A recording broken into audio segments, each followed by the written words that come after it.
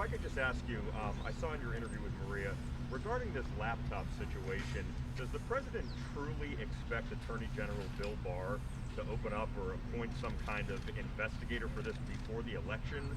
Or, I mean, the election's 2 weeks away. Yeah, I don't know that this has anything to do with the election. It has more to do with transparency and making sure that the American people have the full story. To suggest that the Department of Justice and the FBI are not already engaged on this would be a suggestion that I don't know would be supported by the facts. As you know, the FBI will normally not either admit to the existence of or the non-existence of any investigation. So if they have the laptop and I guess the content that is with that, hopefully they're doing what they should be doing and looking at that in real terms. Appointing any kind of investigation that would actually have any kind of report in November, let alone before the election, is just not something that I expect. And then you signed a document yesterday that said that the president's tweets last week about declassifying everything were not really what they said. Are you saying the president's tweets are not really what they are saying? No, I think that's the way some of the media wanted to project it. I think the president is very clear. He's been very clear a number of times on the fact that we need to make sure that the transparency on some of these documents as they relate to the whole Russia hoax investigation, that the American people get to see exactly what's there in an unredacted form. To take it beyond that was just not appropriate, and I was just trying to make sure we clarify that. Why does the president have a bank account in China? What's that about? Listen, I read about that as well.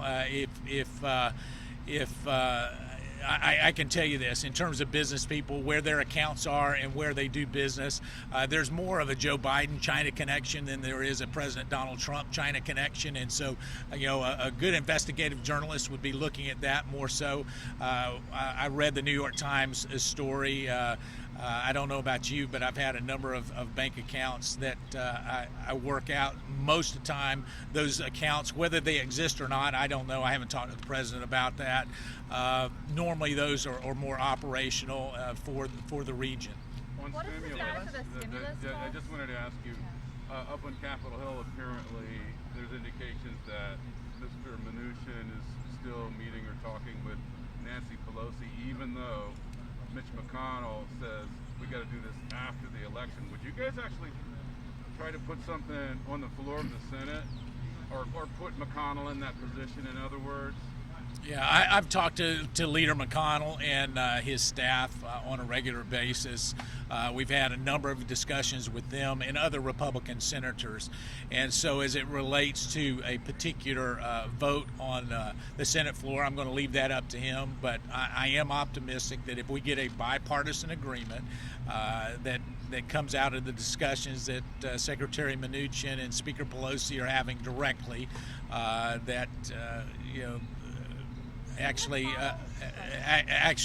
the discussions that Secretary Mnuchin and I have had over the last several days, in talking to him late yesterday, we'll be talking again here shortly. I've got to talk to some of Speaker Pelosi's team as well as Chairman Shelby on a number of issues. We're down now to looking at some of the language in some of the provisions to make sure that there are not poison pills there. And if we can get that right, then hopefully the numbers will get right. Secretary Mnuchin and the President have actually moved more towards Nancy Pelosi in a spirit of trying to provide real relief for the American people. I haven't seen the commensurate move by Speaker Pelosi coming the other way. And so if there's a deal to be done, it's there for her to do. And if it doesn't get done, the blame will be totally on Speaker Pelosi's shoulders. And I would say more on her shoulders than even some of the rank-and-file Democrats in the House who believe that the offer that the president has made is generous and spot on. Did McConnell warn the White House that trying to do a deal at this point could divide Republicans in the Senate, that this might be hard to get through?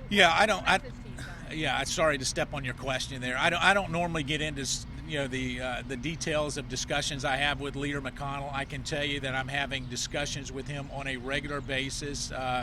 And while he has a number of members that will go everywhere from not wanting another dollar to go out to other members who support the president's proposal, he's going to have to manage that. There was no warning from Leader McConnell. Actually, my conversations with the leader have been very robust and continue on to this to this date where we're looking at the options. Leader McConnell and the Senate Republicans have the same priority that the president has, and that's to make sure that we get enough help to those that are hurting as quickly as possible. If there's a bipartisan deal, I believe there would be enough votes there to make sure that we get that across the finish line and to the president's desk. Again, that's the focus on Senate Republicans right now, and whether the votes would be there or not, is misplaced focus. It needs to be focused on Speaker Pelosi, and is she going to be reasonable? She started 90 days ago where she is. She's largely where she was 90 days ago, and the president has made 4 different proposals to try to make sure that he can break down this log jam that seems to exist, that's stopping relief from getting to the American people. And so he's been very forthright in that. Mark, I have to run. I'm going to make this a quick one. The drug discount cards the president talked about a month ago, $200 Yeah. are going out to seniors. Yeah. It hasn't happened yet. Folks are asking where they are, when they've come. What do we know? Well, I don't know that folks are asking where they are because we didn't tell them exactly where they're going. So Seniors, there have been sound bites of seniors saying we're anticipating drug discount. and the drug discount cards, you can tell the drug discount cards are coming to them. When? We're making the final the final approval of those within the next 24 to 48 hours.